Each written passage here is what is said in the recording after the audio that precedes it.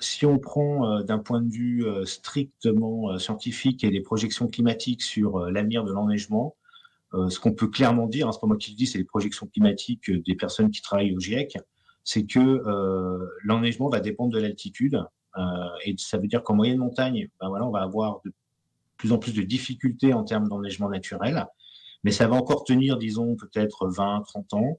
Et en haute montagne, vers 2500 mètres, à partir du moment où on aura des pluies en hiver, on continuera à avoir de la neige naturelle et avec une forte variabilité d'une année sur l'autre. Et l'invité de la rédaction ce matin sur Radio Mont-Blanc n'est autre que Christophe Schex, climatologue et géographe. On est toujours avec Alicia Casteras. Bonjour Christophe Schex. Bonjour tout le monde. Merci d'être notre invité à cette occasion justement de la journée mondiale du climat. On imagine que c'est une journée qui doit avoir un sens encore plus particulier pour vous qui étudiez la situation. J'ai envie de vous demander, vous êtes dans quel état d'esprit aujourd'hui ? Écoutez, c'est un état d'esprit, on va dire, qui m'interroge sur le fait de l'existence encore de cette journée, puisque nous avons actuellement, je crois, tous à peu près pris conscience qu'il se passait quelque chose. En fait, cette journée, elle a été mise en place parce qu'il fallait sensibiliser sur une cause, en fait, qui était pas encore un sujet d'actualité pendant de nombreuses années. Malgré tout, ça fait 30 ans que les scientifiques alertent sur ce sujet et ça fait plusieurs années qu'on commence à constater, en fait, les effets du changement climatique, notamment ici sur nos territoires. Et donc, cette journée-là, c'est une journée de sensibilisation, mais ça permet de parler effectivement, de mettre en avant la problématique du changement climatique.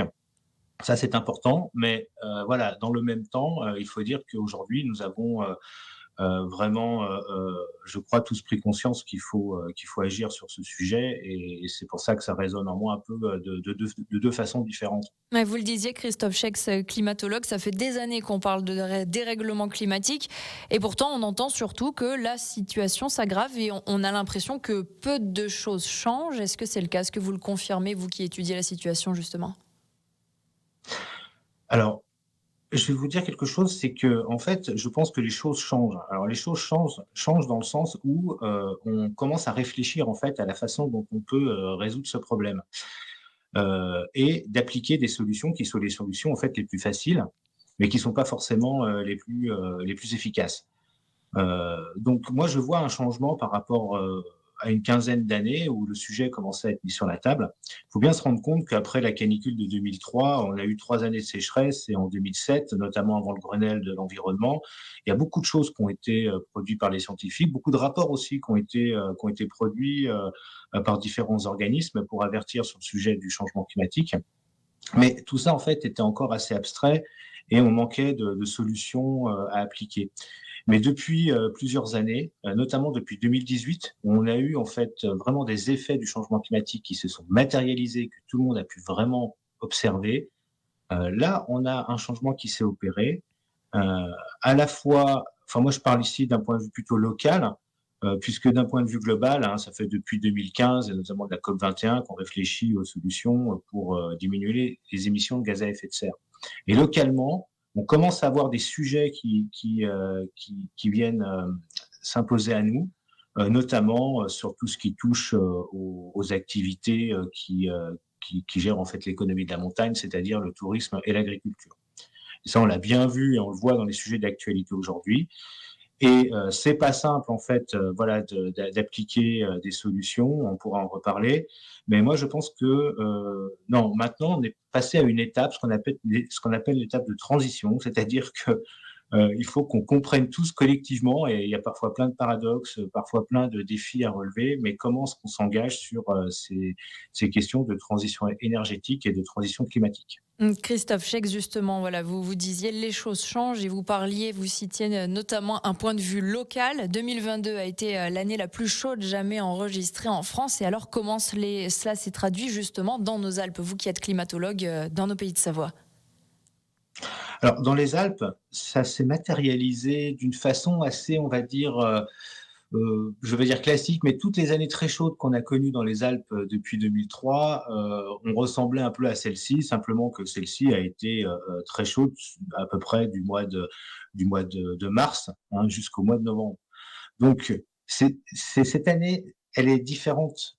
Enfin, elle marque une différence par rapport aux autres années parce que cette chaleur, hein, ces vagues de chaleur, hein, cette douceur, en fait, hein, elle était présente dès le printemps, elle est restée jusqu'à l'automne avec une multiplication de canicules en été. Ça, c'est vraiment, voilà, la particularité de 2022. En termes, de pluie et de précipitations, on est aussi sur quelque chose, d'extrême, hein, puisque, on fait c'était l'une des années les plus sèches sur les Alpes, hein, qu'on a connues depuis le début des mesures, en gros depuis 70 ans.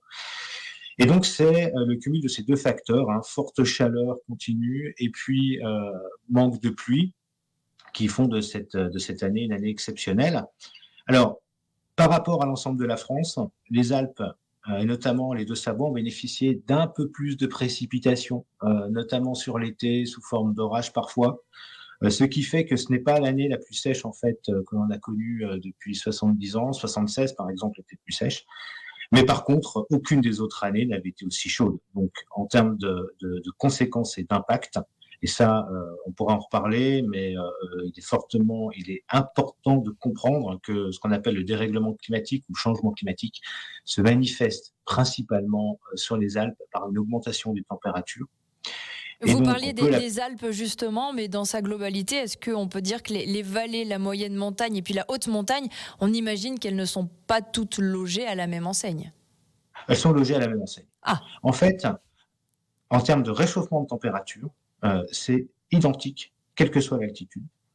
Par contre, les impacts que ça va avoir sur les différents éléments qui vont constituer la plaine, la moyenne montagne ou la haute montagne, là, ça va être différent. Typiquement, si on prend le cas de la neige, à partir du moment où on a un réchauffement des températures, vous avez la limite du neige qui remonte, et donc en moyenne montagne qui est située à plus basse altitude, eh bien, vous avez une diminution des précipitations sous forme neigeuse au profit des précipitations pluvieuses. est-ce que Ça, on toutes l'a ces conséquences constaté. du dérèglement climatique que vous citez sur la montagne notamment, vous considérez qu'aujourd'hui elles sont bien documentées? Elles sont bien documentées lorsqu'on a des relations directes entre le réchauffement et les impacts. Donc là, on comprend bien ce qu'il se passe, les mécanismes en cours sur l'enneigement, sur la fonte du permafrost, donc les écroulements en montagne qu'on a en altitude, sur la fonte des glaciers, sur la baisse du niveau des nappes, la baisse du bilan hydrique, etc. Par contre, dès qu'on rentre sur des sujets plus complexes comme la biodiversité, comme la végétation, bien qu'ils souffrent du manque d'eau, il y a encore beaucoup d'études en cours qui essayent de comprendre effectivement quels sont les perdants et voire parfois les gagnants du réchauffement. Christophe Schex, climatologue et géographe, notre invité donc ce matin. On fait une courte pause et puis on vous reprend dans quelques instants. On parlera notamment d'une future création nouvelle, fresque sur le climat, spécialité montagne, Hugo. Journée mondiale du climat, forcément sur Radio Mont-Blanc, on en fait notre affaire. Ne bougez pas. Invité de la rédaction en ce jeudi 8 décembre, c'est Christophe Schex. On est toujours avec lui, climatologue et géographe. Branchez-vous sur le site de Radio Mont-Blanc. On est en visio, Alicia. Effectivement, Christophe Schex que l'on reçoit à l'occasion de cette journée mondiale du climat que l'on célèbre à chaque 8 décembre. On a envie effectivement d'avoir une pensée particulière pour l'avenir de la montagne et justement pour sensibiliser les connaissances sur ce sujet, vous êtes en train de créer une fresque du climat, spécialité justement sur la montagne. En quoi ça consiste, Christophe Schex ? Alors c'est un jeu en fait qui s'inspire d'un jeu aujourd'hui qui devient connu, la fresque du climat.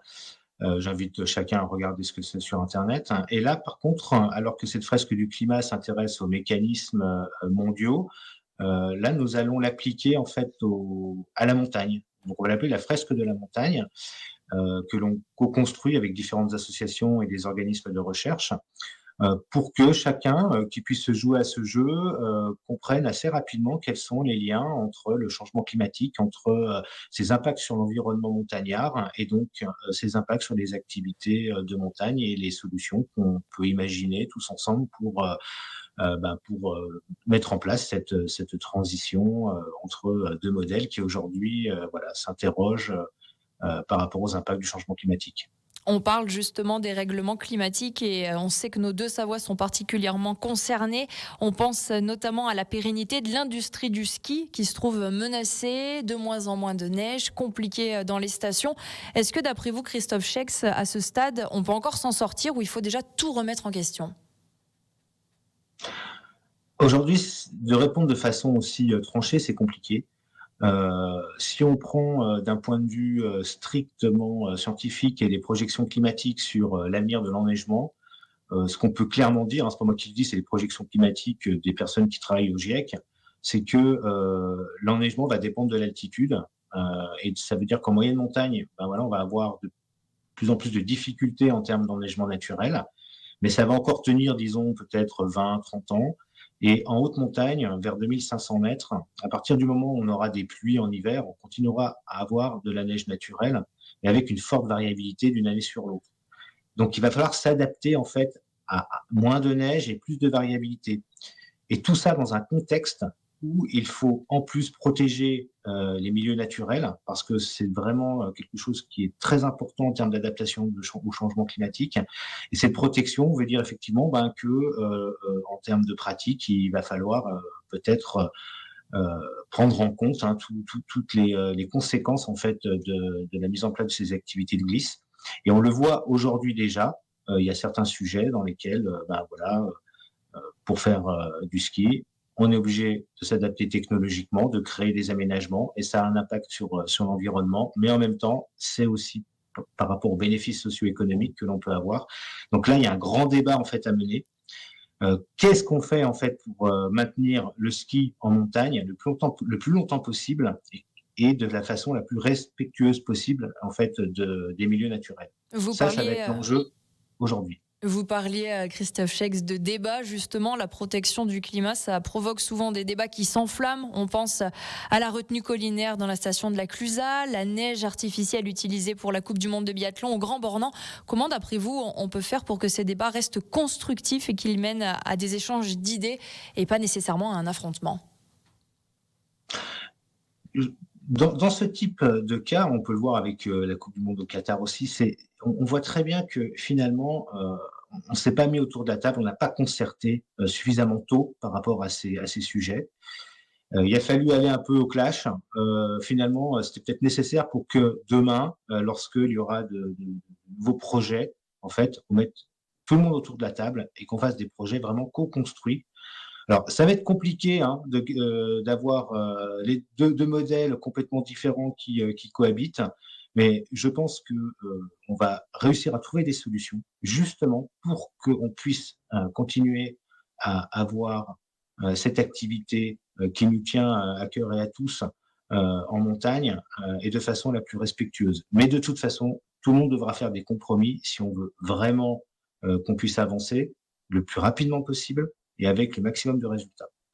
Merci Christophe Schex, climatologue et géographe, d'avoir été notre invité en ce jeudi 8 décembre, occasion effectivement de parler de la Journée mondiale du climat.